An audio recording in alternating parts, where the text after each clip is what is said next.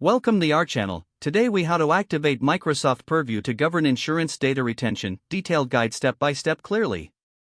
To activate Microsoft Purview for governing insurance data retention, start by signing in to your Microsoft Purview account. Navigate to the Purview Governance portal. From the left-hand menu, select Data Map. Here, you'll need to register your data sources. Click on Register and choose the type of data source you wish to connect. Fill in the required details for the selected data source.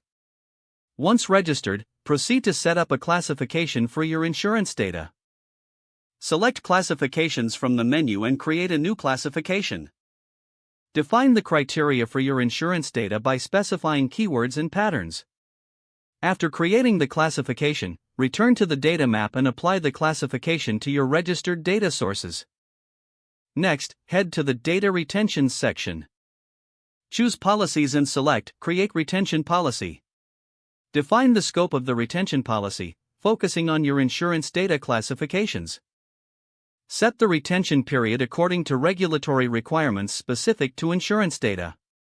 Configure any additional settings, such as exceptions or actions upon retention expiration.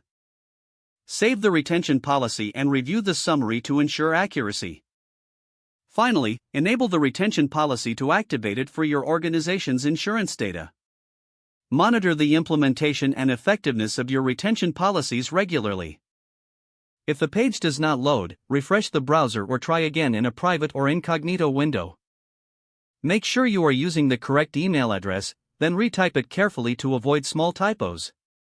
If your password is not accepted, use the reset option and create a new strong password you can remember. Check your spam folder for verification or security emails, then complete any requested confirmation steps. Enable two-factor authentication if available to improve account security and reduce unauthorized access risk.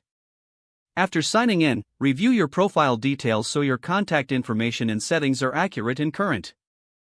If you see an error message, note it down and try again after restarting your device and internet connection. Log out when you finish, especially on shared devices, to keep your account and payment information secure.